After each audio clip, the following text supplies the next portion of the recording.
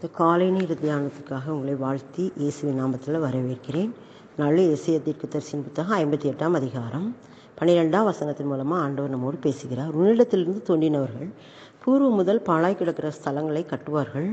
தலைமுறை தலைமுறையாக இருக்கும் அஸ்திபாரங்கள் மேல் நீ கட்டுவாய். திறப்பானதை அடைக்கிறவன் என்றும் குடியிருக்கும்படி பாதைகளை திருத்துகிறவன் என்றும் நீ பெயர் பெறுவாய். ஆசீர்வாதங்களை பாருங்கள் அள்ளி கொடுத்துக்கிட்டு இருக்காரு. இந்த பகுதிகளில் எசேக்கியேல் 58ஆம் அதிகாரத்தில் ஆரம்பத்தில் அவர் உபவாசத்தை பற்றி சொல்லும்போது, நான் சொல்கிறபடி நீ உபவாசம் இரு, உண்மையாக இரு அப்படின்னு அவர் சொல்கிறாரு. அப்படி செய்கிறதுனால உனக்கு எத்தனை ஆசீர்வாதம் தரேன் அப்படின்னு சொல்லிக்கிட்டே இருக்காரு. நேற்று கூட ஒரு புது ஆசீர்வாதத்தை தந்தார். அதுக்கு முந்தின நாள் ஆசீர்வாதம்.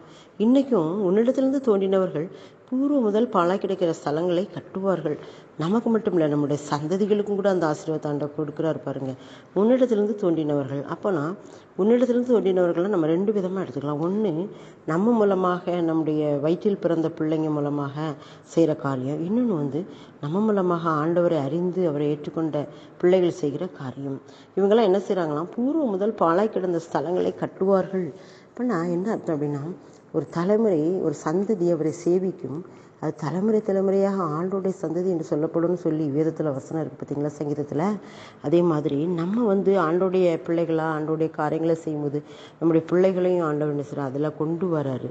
பூர்வ முதல் பாழாய் கிடந்த ஸ்தலங்களை கட்டுவார்கள் அப்படின்னா வீடு கட்டுறது மட்டுமல்ல, இடங்களை கட்டுறது மட்டுமல்ல, ஆத்துமாக்களை கட்டுறது. பூர்வ முதல் பாழாய் கிடந்த ஸ்தலங்களை கட்டுவார்கள் அப்படின்னா தலைமுறை சாபத்தில் இருக்கிற மக்களை விடுவிக்கிறது தான் அதனுடைய அர்த்தம். நம்ம போய் அவங்களுக்கு ஆண்டவரை பற்றி சொல்லி, அப்பா நீங்கள் இயேசு கிறிஸ்துவிட்ட வாங்க, அவர்கிட்ட வந்தீங்கன்னா அந்த சாபமெல்லாம், அவங்க குடும்ப சாபம்லாம் நீங்கும் அப்படின்னு நம்ம சொல்கிறோம்ல, அதை கேட்டு வர அந்த மக்களுடைய காரியங்களை தான் ஆண்டவர் சொல்வார். பூர்வ முதல் பாழாய் கிடந்த ஸ்தலங்களை கட்டுவார்கள். இப்போ நம்ம மூலமாக, நம்முடைய பிள்ளைகள் மூலமாக மட்டுமல்ல, நம் மூலமாக ஆண்டவரை ஏற்றுக்கொண்ட பிள்ளைகள் மூலமாகவும் இந்த காரியங்களை ஆண்டவர் செய்கிறாருன்னு பார்க்குறோம்.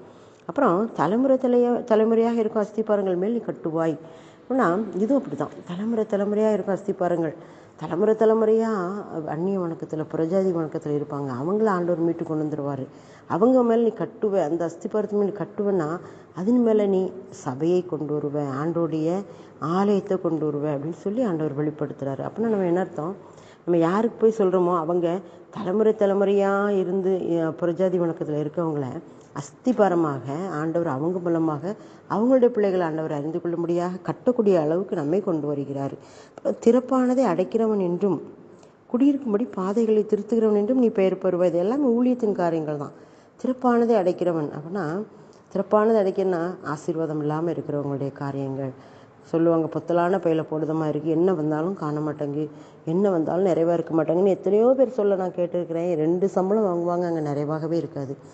சம்பளமே இல்லாமல் இருப்பாங்க, ஆண்டோடைய ஆசீர்வாதம் அங்கே இருக்கும். அவருடைய கிருபை, அந்த கிருபை வேணாதான். திறப்பானதை அடைக்கிறவன் என்றும் குடியிருக்கும்படி பாதைகளை திருத்துகிறவன் என்றும் நீ பெயர் பெறுவாய். இப்போ ஆண்டவர் நம்மை கொண்டு அந்த ஆசீர்வாதத்தை செய்கிறார். திறப்பானதை அடைக்கிறவன். யாருக்கெல்லாம் அந்த மாதிரி முடியாத, அதாவது ஆசீர்வாதம் இல்லாத இடத்துக்கு நம்மை கொண்டு போய் அவங்களுக்கு ஒரு ஆசீர்வாதத்தை கட்டளையிடுகிறாரே, அதான் திறப்பானதை அடைக்கிறவன்.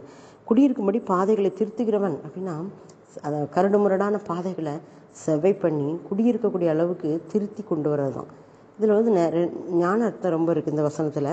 உலக பிரகாரமான காரியங்களும் சொல்லலாம், ஆவிக்குரிய காரியங்களை நம்ம என்ன செய்யலாம், சொல்லலாம். அப்படிப்பட்ட கிருபையை ஆண்டவர் நமக்கு தருகிறார். ஊழியத்தின் பாதையில் ஆண்டவர் என்ன செய்யறாருன்னா, பாழாய் கிடக்கிற ஸ்தலங்களை கட்டுவோம். பாழாய் கிடந்த இருதயங்களை, பாழாய் கிடந்த வாழ்க்கையை, பாழாய் கிடந்த குடும்பங்களை கட்டுறதுக்கு ஆண்டவர் கிருபை செய்தார்.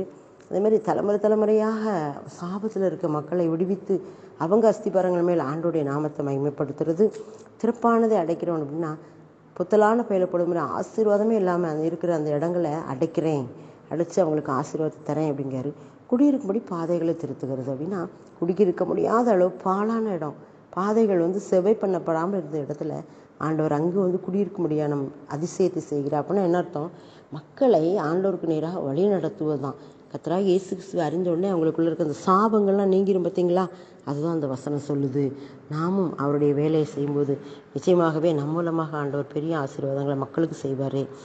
இத்தனை மக்கள் சாபத்தில் இருக்காங்க தெரியுமா இந்த உலகத்தில், அந்நிய புறஜாதி வணக்கத்தில். அதுலேருந்து வெளியிலையும் வர முடியாமல், அந்த சாபத்துக்குள்ளே இருந்து நஞ்சிக்கிட்டு அப்படி அதை விட்டு வெளியிலையும் வர முடியாமல், ஒரு வழியும் தெரியாமல் நிறைய இருக்கிறாங்க. அவங்கள போய் பார்க்கும்போது பரிதாபமாக இருக்குது. அவங்களுக்காக நம்ம ஜெபிக்கணும். நமக்கு கொடுத்த அந்த கிருபை ஆண்டவர் அவங்களுக்கும் கொடுக்கணும். நமக்கு எவ்வளோ கிருபை தந்திருக்காரு பார்த்தீங்களா? நித்திய ஜீவனை தந்திருக்கிறார், நித்தியமான தேவனை தந்திருக்கிறார், ஆசீர்வாதமான ஒரு ஆண்டவரை தந்திருக்கிறாரு. அவரை ஏற்றுக்கொண்டதுனால நம்முடைய குடும்பங்கள் எவ்வளவோ கிருபை. வருமானமே வரனாலும் காரியங்கள் நடத்திக்கிட்டு இருப்பார். எவ்வளோ அதிசயமாக நடத்தார் பார்த்தீங்களா? பொத்தலான பையில் போடுற மாதிரி இருக்க சூழ்நிலைகளெல்லாம் மாற்றி விடுவார். ஆசீர்வாதம், குறைந்த அளவு வருமானத்தில் நிறைவான ஆசீர்வாதம் அவர் தேடுற பிள்ளைங்களுக்கு இதெல்லாம் கொடுக்குறாரு. இதை அறிந்து கொள்ளாமல் இருக்கிற மக்கள் அநேகம். அவங்களுக்காக நம்ம ஜெபிக்கணும். அதுதான் ஆண்டவர் இந்த பகுதியில் சொல்கிறாரு. நாமும் கூட அப்படியாக அவர்களை நாம் ஆண்டோடைய கருத்தில் ஒப்படைத்து ஜெபிப்போம். அப்பாவை நன்றியோடு துதிக்கிறோம். இந்த மாதிரியான மக்களுக்காக ஜெபிக்கிறோம். அப்பா, பாழாய் கிடக்கிற ஸ்தலங்களை கட்டுறதுக்கும், தலைமுறையாக இருக்கிற அஸ்திபாரங்களை கட்டுறதுக்கும் எங்களை எழுப்புங்க.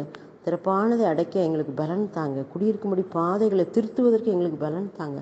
நாங்கள் உண்மை நோக்கி பார்க்கிறோம். அதிசயங்களை செய்கிற தேவன் நீங்கள் தான்ப்பா. உங்களுடைய கிருபை, உங்களுடைய இரக்கம் எங்களுக்கும், எங்கள் மூலமாக அறிந்து கொண்ட மக்களுக்கும்